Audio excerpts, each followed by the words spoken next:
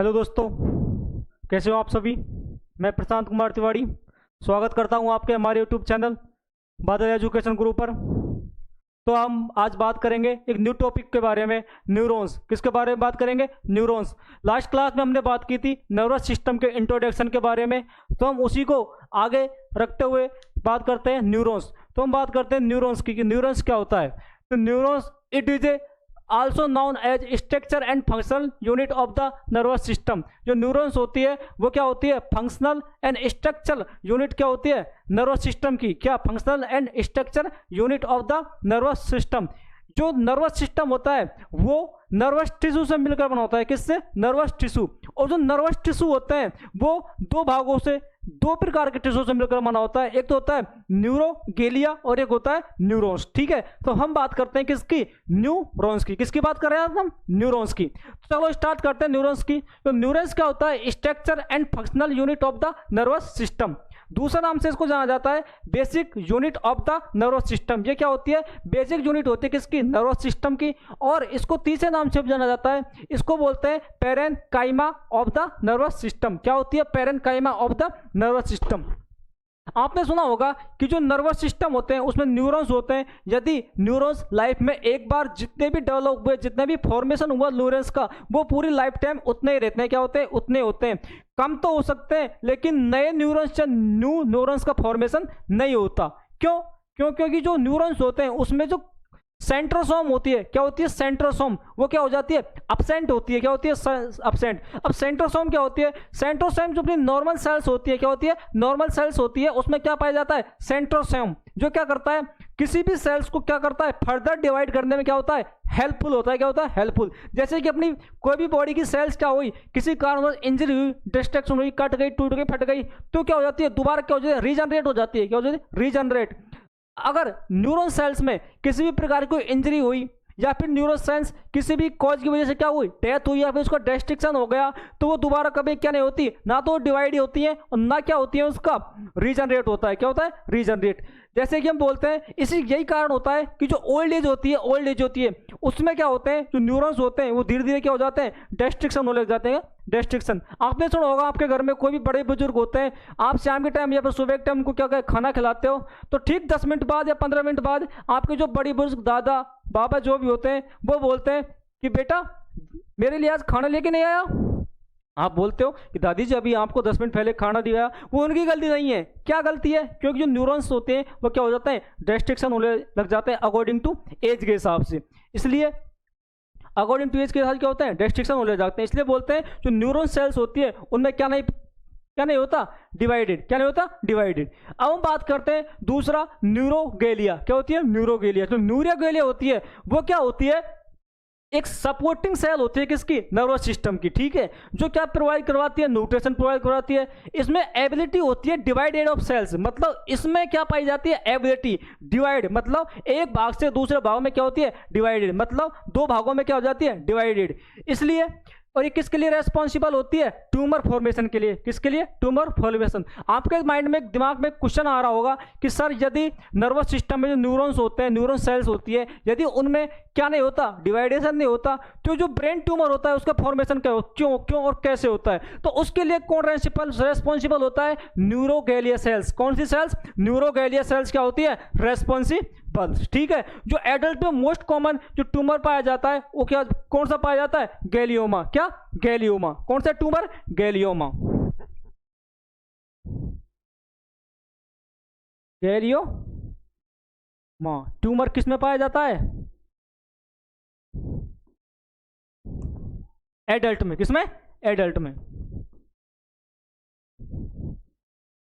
अब हम बात करते हैं स्ट्रक्चर ऑफ द न्यूरॉन्स। हमने बेसिक इंट्रोडक्शन पढ़ा था न्यूरॉन्स के बारे में। अब नेक्स्ट बात करते हैं स्ट्रक्चर ऑफ द न्यूरॉन्स। आपको जो स्ट्रक्चर दिखाई दे रही है ये कंप्लीट न्यूरॉन की क्या है? स्ट्रक्चर। क्या है? स्ट्रक्चर। तो अब बात करते हैं न्यूरॉन के स्ट्रक्चर के बारे में। जो न्यूरॉन्स होता है वो दो भागों में क्या होता है? डिवाइड होता है। क्या होता है? डिवाइड। एक तो होती है सेल बॉडी, जो आपको स्ट्रक्चर दिखाई दे रही है गोल गोल। क्या? गोल गोल। इसको क्या बोलते हैं? एक राउंडेड शेप में जो स्ट्रक्चर दिखाई दे रही है इसको बोलते हैं क्या? Cell body. इसको यहां से दो भागों में डिवाइड कर लेते हैं। देखो ये दो भागों में डिवाइड कर दी, तो इसको क्या बोलते हैं, सेल बॉडी, और इसको क्या बोलते हैं, सेल प्रोसेस। क्या बोलते हैं, सेल प्रोसेस। जो सेल बॉडी होती है, हम फर्स्ट बात करते हैं सेल बॉडी की। जो सेल बॉडी होती है ये क्या होती है, लार्जेस्ट पार्ट होता है किसका, नर्वस न्यूरॉन्स का। ठीक है, तो इसमें क्या देखने को मिलता है, इसके अंदर जो कुछ पार्ट देखने को मिलते हैं, जैसे कि इसमें एक तो क्या प्रेजेंट होता है, न्यूक्लियस प्रेजेंट होता है। क्या प्रेजेंट होता है, न्यूक्लियस होता है। फिर इसमें प्रेजेंट होता है क्या, mitochondria, Nissl's granules, nerve fibres and Golgi apparatus और न्यूरोप्लाज्म। ठीक है, जो नीजल्स ग्रेन्यूल्स होते हैं वो क्या होते हैं, ये ग्रे कलर के होते हैं। क्या, ग्रे कलर के होते हैं, इसलिए जो नीजल्स ग्रेन्यूल्स होते हैं उनको क्या बोलते हैं, ग्रे मैटर। क्या बोलते हैं, ग्रे मैटर। आपने पढ़ा होगा ग्रे मैटर और व्हाइट मैटर। तो नीजल्स ग्रेन्यूल्स होते हैं वो क्या होते हैं, ग्रे कलर के होते हैं, इसको क्या बोलते हैं, नीजल्स ग्रेन्यूल्स या ग्रे मैटर। अब हम बात करते हैं जो सेल बॉडी में होते हैं, जो ये क्या होते हैं, पार्ट होते हैं, स्ट्रक्चर होती है, इनका क्या क्या रोल होता है। ठीक है, तो हम बात करते हैं सबसे फर्स्ट में न्यूक्लियस। जो न्यूक्लियस होता है ये क्या सेंटर में प्रेजेंट होता है। कहाँ पे प्रेजेंट होता है, सेंटर में।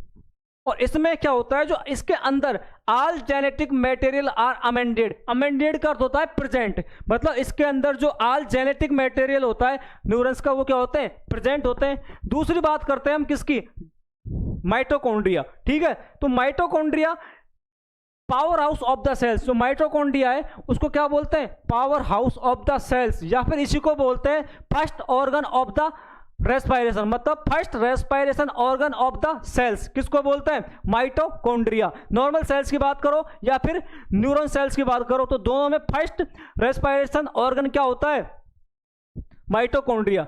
अब जैसे कि कोई भी बॉडी की सेल्स निकाली अपन ने, एक सेल्स निकाली, ठीक है, तो उसके रेस्पायरेशन के लिए कौन सी स्ट्रक्चर जिम्मेदार होती है, उसको क्या बोलते हैं, माइटोकॉन्ड्रिया। इसको रेस्पायरेशन प्रोवाइड करेगी कौन सी, माइटोकॉन्ड्रिया। यदि माइटोकॉन्ड्रिया नहीं है तो फिर सेकंड रेस्पायरेशन ऑर्गन क्या कहलाएगा, साइटोप्लाज्म, क्योंकि जो नॉर्मल सेल्स होती है उसमें क्या प्रेजेंट होता है, साइटोप्लाज्म। बट जो अपने क्या होती है, न्यूरॉन सेल्स होते हैं, क्या होते हैं, न्यूरॉन सेल्स, उसमें प्रेजेंट होता है साइटोप्लाज्म के रिप्लेसमेंट के रूप में क्या प्रेजेंट होता है, न्यूरोप्लाज्म। इसलिए इसको क्या बोलते हैं, सेकंड रेस्पिरेटरी ऑर्गन। क्या बोलते हैं, सेकंड रेस्पिरेटरी ऑर्गन। मतलब कि जो न्यूरॉन सेल्स होती है उनको रेस्पिरेशन कौन प्रोवाइड करता है, न्यूरोप्लाज्म। क्या, न्यूरोप्लाज्म। ठीक है, तो अब बात करते हैं, फिर इसके बाद बात करते हैं गोल्जी एपार्टस। गोल्जी एपार्टस मतलब आपने सुना होगा, अपनी जो नॉर्मल सेल्स होती है उसमें गोल्जी एपार्टस के सिमिलर एक स्ट्रक्चर होती है, उसको बोलते हैं राइबोसोम। क्या बोलते हैं, नहीं सॉरी, गोल्जी एपार्टस में क्या बोलते हैं, गोल्जी एपार्टस के अंदर क्या होती है, गोल्जी बॉडी। ठीक है, तो गोल्जी एपार्टस होता है, इसका काम होता है, ये क्या करता है, packing and transfer of the message and impulse. जो भी डेंड्रियास क्या करते हैं, मैसेज और इंपल्स को दूसरे न्यूरॉन्स से क्या करते हैं, कलेक्ट करते हैं, उनको क्या करता है, ये पैक करता है और क्या कर देता है, ट्रांसफर कर देता है। क्या कर देता है, ट्रांसफर। अब बात करते हैं किसकी, हम नीजल ग्रेन्यूल्स। क्या बोलते हैं, नीजल्स ग्रेन्यूल्स। जो नीजल्स ग्रेन्यूल्स होता है, अपनी नॉर्मल सेल्स होती है, उसमें इसके सिमिलर एक स्ट्रक्चर पाए जाते हैं जिसको बोलते हैं राइबोसोम। क्या बोलते हैं, राइबोसोम। और आपको पता होगा राइबोसोम का जो मेन कार्य होता है वो क्या होता है, प्रोटीन का सिंथेसिस करना। किसका, प्रोटीन का सिंथेसिस करना। अब यहाँ पे ठीक उसी प्रकार ये जो नीजल्स ग्रेन्यूल्स होते हैं ये क्या कार्य करेंगे, प्रोटीन का क्या करेंगे, सिंथेसिस। कौन सी सेल में, न्यूरॉन सेल्स में। ठीक है, अब हम बात करते हैं नर्व फाइबर। जो नर्व फाइबर होते हैं, जो डेंड्रियास होते हैं, डेंड्रियास इनके अंदर पाए जाते हैं। ठीक है, जो क्या करते हैं, जो अपनी जो सेल बॉडी होती है, सेल बॉडी, इसको क्या करते हैं, इसकी जो स्ट्रक्चर होती है, शेप होती है, उसको क्या करते हैं, मेंटेन करने का कार्य करता है। कौन सा, नर्व फाइबर। और जो अपनी नॉर्मल सेल्स होती है, नॉर्मल सेल्स होती है, उसको मेंटेन करने का कार्य कौन करता है, साइको स्केलेटल। कौन सा, साइटो स्केलेटल सिस्टम। ठीक है, अब बात करते हैं हम डेंड्रियास। जो डेंड्रियास होती है ये शॉर्ट और क्या होती है, ब्रांच शेप स्ट्रक्चर होती है। क्या, short and branch shape structure, जिनका कार्य होता है मैसेज और इंपल्स को क्या करना, रिसीव करना। तो ये तो हमने बात की थी सेल बॉडी के बारे में। अब हम बात करते हैं इसका second part, axon and dendrite. जो एक्सॉन होता है ये एक प्रोट्रूजन स्ट्रक्चर होती है। क्या होती है, प्रोट्रूजन स्ट्रक्चर, मतलब लंबी स्ट्रक्चर होती है। ठीक है, जिसके ऊपर जो कनेक्ट होती है किससे, एक्सॉन हिल्लॉक। एक्सॉन हिल्लॉक, और इसी एक्सॉन हिल्लॉक को बोलते हैं ट्रिगर जोन। क्या बोलते हैं, ट्रिगर जोन। क्या बोलते हैं इसको, ट्रिगर जोन। ठीक है, ट्रिगर जोन बोलते हैं किसको, एक्सॉन हिल्लॉक को। क्यों, क्योंकि यह क्या करती है, सेल बॉडी, जो एक्सॉन होता है, सेल बॉडी और एक्सॉन मतलब सेल प्रोसेस, उसको क्या करती है, एक दूसरे से जोड़े रहने का कार्य करती है। ठीक है, क्यों इसको ट्रिगर जोन बोलते हैं, क्योंकि जो मैसेज और इंपल्स होते हैं उनको ये सॉरी एक स्थान से एक प्लेस से दूसरे प्लेस में जो ट्रांसफर करती है उस स्पीड से ट्रांसफर करने के लिए रेस्पॉन्सिबल होता है कौन सा, एक्सॉन ट्रंक्स। और जो इसकी जो एक्सॉन ट्रंक्स होते हैं, एक्सॉन क्या होते हैं, हेलिक्स, एक्सॉन हेलिक्स या फिर ट्रिगर जोन, ये क्या होता है मैसेज और इंपल्स को क्या करते हैं, ट्रांसफर। ठीक है, जैसे ही ट्रांसफर करेंगे तो इसकी जो स्पीड होती है मैसेज और इंपल्स के ट्रांसफर की जो स्पीड होती है वो क्या होती है 120 मीटर, क्या 120 मीटर पर सेकंड के हिसाब से क्या होती है, मतलब एक सेकंड में 120 मीटर मैसेज और इंपल्स क्या होते हैं, ट्रांसफर होते हैं। ठीक है, ये उसके लिए रेस्पॉन्सिबल होती है। अब हम बात करते हैं एक्सोम। एक्सोम की कवर एक लेयर होती है, क्या एक लेयर इसको क्या करती है, कवर करके रखते हैं किसको, एक्सोन को। तो इस लेयर को क्या बोलते हैं, एक्सोलीमा। क्या बोलते हैं, एक्सोलीमा, सबकी माँ मतलब एक्सोन की माँ, तो इसको क्या बोलते हैं, एक्सोलीमा। ठीक, एक्सोन के ऊपर कुछ रेगुलर स्पेस में कुछ सीट पाई जाती हैं। क्या पाई जाती है, सीट्स। देखो ये दिख रही है आपको पिंक कलर में, रेगुलर स्पेस में क्या मिल रही है, सीट। इनको बोलते हैं माइलिन सीट। क्या बोलते हैं, माइलिन सीट। और ठीक इन माइलिन सीट के ऊपर एक क्या पाई जाती है, स्वान सेल्स। क्या पाई जाती है, स्वान सेल्स। ये देखो ये येलो कलर में दिखाई दे रही है, क्या है, स्वान सेल, जो इन माइलिन सीट को क्या करती है, कवर करके रखते हैं। क्या करती है, कवर। ठीक है, जो अब बात करते हैं माइलिन सीट की, तो ये क्या हुआ, एक्सोन के बारे में पढ़ा था। फिर ऐसा उसके जो नेक्स्ट पार्ट जो एक्सोन का एंड पार्ट होता है, क्या होता है, एंड पार्ट, ये फर्दर डिवाइड हो जाता है वेरियस पार्ट में। क्या हो जाता है, डिवाइड हो जाता है, जिनको बोलते हैं टेलियोडेंड्रिया। क्या बोलते हैं, टेलियोडेंड्रिया। और दूसरा जो इसका एंड पोर्शन पे कुछ बटन लाइक स्ट्रक्चर होती है, देखो आपको दिख रही होंगे बटन लाइक स्ट्रक्चर, इनको बोलते हैं टर्मिनल बटन। क्या बोलते हैं, टर्मिनल बटन, या फिर इनको बोलते हैं स्नैप्टिक नोड। क्या बोलते हैं, स्नैप्टिक नोड। क्यों बोलते हैं, क्योंकि जो बटन लाइक स्ट्रक्चर होती है इसमें स्टोर होते हैं जो अपने न्यूरोट्रांसमीटर होते हैं, वो किस में स्टोर होते हैं, ये टर्मिनल बटन में। क्या होते हैं, टर्मिनल बटन। हम पढ़ेंगे न्यूरोट्रांसमीटर। न्यूरोट्रांसमीटर 3 प्रकार के होते हैं, वैसे अनेक प्रकार के होते हैं न्यूरोट्रांसमीटर। एक तो होता है एक्जेटरी नेचर, एक होता है इनहिबिटरी नेचर, और एक होता है अदर। जैसे कि गाबा हुआ आपका, डोपामाइन हुआ, एसीएच हुआ, और जैसे कि एप्रिन, नॉन एप्रिन। ठीक है, हम भी आगे पढ़ेंगे, आगे के भी क्लासों में पढ़ेंगे। ठीक है, तो हमने पढ़ा था स्ट्रक्चर ऑफ द न्यूरॉन्स, तो ये हमने क्या पढ़ा, एक शॉर्ट में क्या पढ़ा था अपन ने, स्ट्रक्चर ऑफ द न्यूरॉन्स। ठीक है, और जो सेल बॉडी होती है इसका डायमीटर पूछ लिया जाता है आपको, एमसीक्यू में आप पूछ लिया जाता है कि सेल बॉडी का डायमीटर कितना होता है, तो इसका डायमीटर होता है 100 माइक्रोमीटर, मतलब 1 मीटर। क्या, 100 माइक्रोमीटर। और एक्सोन का जो डायमीटर होता है, इसकी लेंथ होती है, ये होती है 1 मीटर। कितनी होती है, 1 मीटर।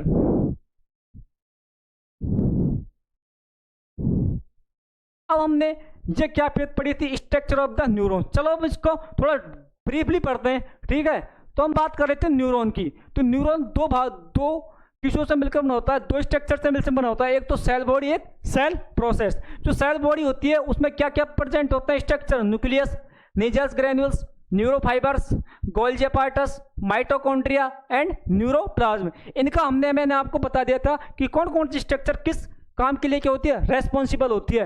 और जो सेल प्रोसेस होती है ये क्या होती है, डेंड्राइट और एक्सोन्स के मिलकर बन होती है। अब हम बात करते हैं थोड़ा फास्टली, टाइम थोड़ा कम है तो इसलिए थोड़ा फास्टली पढ़ेंगे हम। न्यूक्लियस। न्यूक्लियस क्या होती है, लॉन्गेस्ट पार्ट होता है किसका, न्यूरॉन्स का, और इसमें ऑल जेनेटिक मटेरियल क्या होता है, प्रेजेंट, और इसमें सेंट्रोसोम होता है, वो क्या होता है, एब्सेंट। मतलब जो नॉर्मल सेल्स होती है उनमें सेंट्रोसोम क्या होता है, प्रेजेंट, लेकिन जो न्यूक्लियस होता है उसमें सेंट्रोसोम क्या होता है, एब्सेंट। इसलिए जो न्यूरॉन्स होते हैं वो क्या नहीं होते, डिवाइड नहीं होते। ठीक है, एक बार डेथ होने के बाद क्या नहीं होते, दोबारा डिवाइड।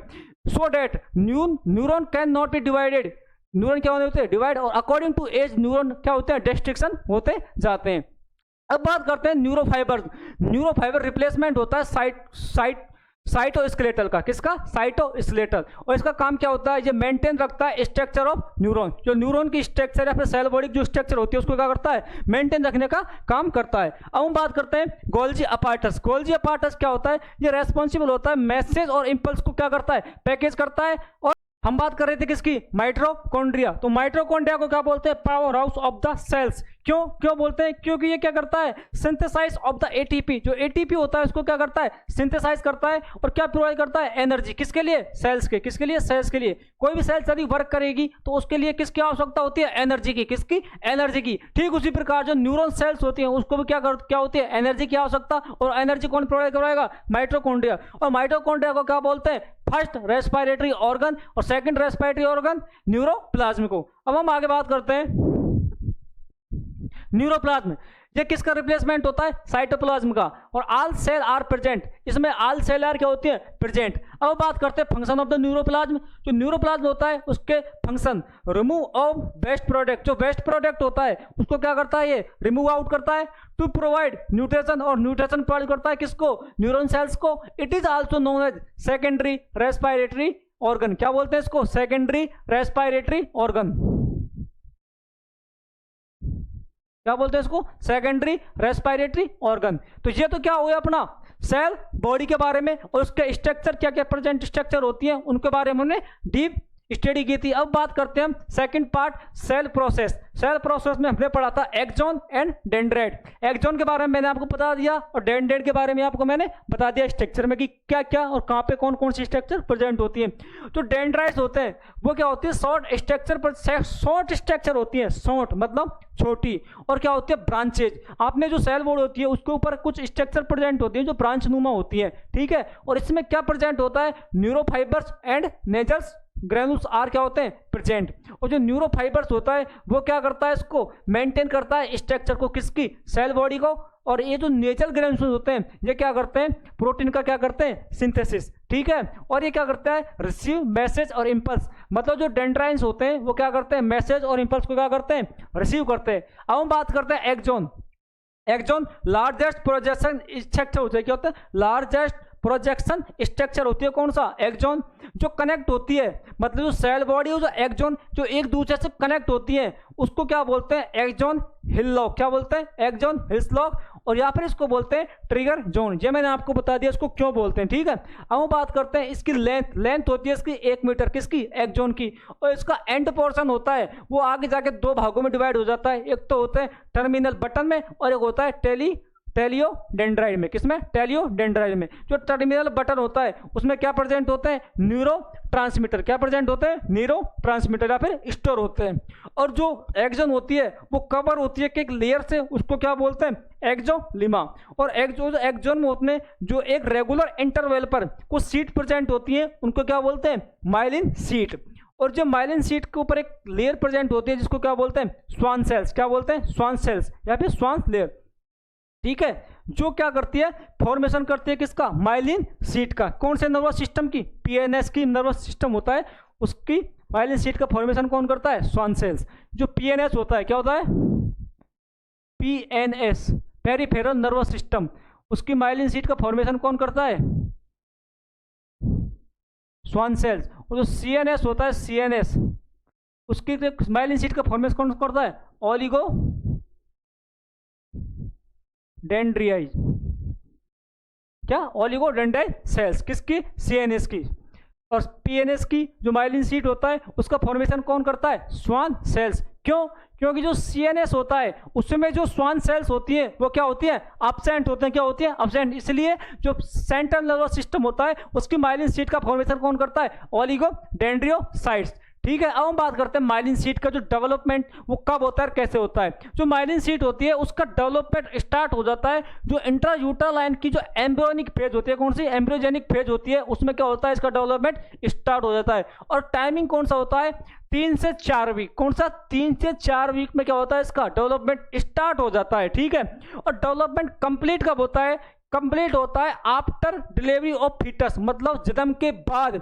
या तो बच्चा 1 साल का हो जाएगा या फिर 2 साल अप्रोक्स, मतलब जब लगभग जो माइलिन सीट का फॉर्मेशन या डेवलपमेंट कंप्लीट हो जाता है 1 साल पे। लेकिन कुछ बच्चों में डिले हो जाता है 2 साल तक, मतलब देते नॉर्मल कंडीशन। जब माइलिन सीट, जब आपने एक नाम सुना होगा क्या, बेबीज की रिफ्लेक्स। बेबीज की रिफ्लेक्स क्या होता है, ये हम नॉर्मली बच्चों में जो न्यूरोलॉजिकल एबनॉर्मलिटी होती है उसको असेस करने के लिए करते हैं। इसमें क्या होता है, डॉक्टर क्या करता है, लेटर क्या करता है, कोई नुकीली चीज हुई, शार्प चीज होती है, उसको लेटरली जो पैर की सॉल होती है उसमें लेटरली क्या करता है, पिंच करता है, जिसकी वजह से जो पैर के जो जो टॉय होता है उसमें क्या देखने को मिलता है, डोर्सिफ्लेक्शन। क्या देखने को मिलता है, डोर्सिफ्लेक्शन, फ्लेक्शन। इसलिए यदि डोर्सिफ्लेक्शन है तो क्या जो मतलब जो 1 से और 2 साल तक के जो बच्चे होते हैं, ठीक है, उसमें यदि बेबीज की रिफ्लेक्स क्या होगा, पॉजिटिव या प्रेजेंट है, तो it is a normal condition. ये क्या है, नॉर्मल। यदि बेबीज की रिफ्लेक्स एडल्ट में प्रेजेंट है, किसमें, एडल्ट में, हम में, तो ये क्या है, एक एबनॉर्मल कंडीशन है, मतलब एबनॉर्मल रिफ्लेक्स है। क्या इंडिकेट करता है, क्योंकि जो बेबीज की रिफ्लेक्स यदि एडल्ट में प्रेजेंट है तो इसका अर्थ ये हुआ कि जो एडल्ट है, कोई पर्सन है, उसमें क्या है, न्यूरोलॉजिकल क्या है, एबनॉर्मलिटी। क्या है, न्यूरोलॉजिकल एबनॉर्मलिटी। इसमें इसलिए उसमें क्या प्रेजेंट होता है, बेबीज की रिफ्लेक्स। क्यों, क्योंकि जो बेबीज की रिफ्लेक्स होता है वो 2 साल बाद क्या होता है, डिसअपियर हो जाता है। क्या होता है, डिसअपियर। ठीक है, तो इसलिए बच्चों में तो अगर ये देखने को मिलता है 2 साल तक तो क्या है, पॉजिटिव। यदि 2 साल बाद बच्चों में भी यदि देखने को मिले तो क्या होगा, उसमें एबनॉर्मलिटी। ठीक है दोस्तों, आज के लिए इतना ही काफ़ी है।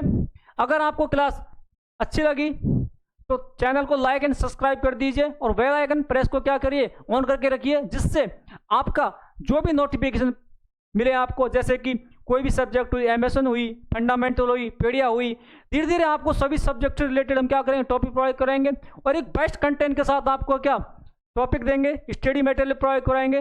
तो ठीक है, आपको बने रहिए दोस्तों। धन्यवाद, थैंक यू।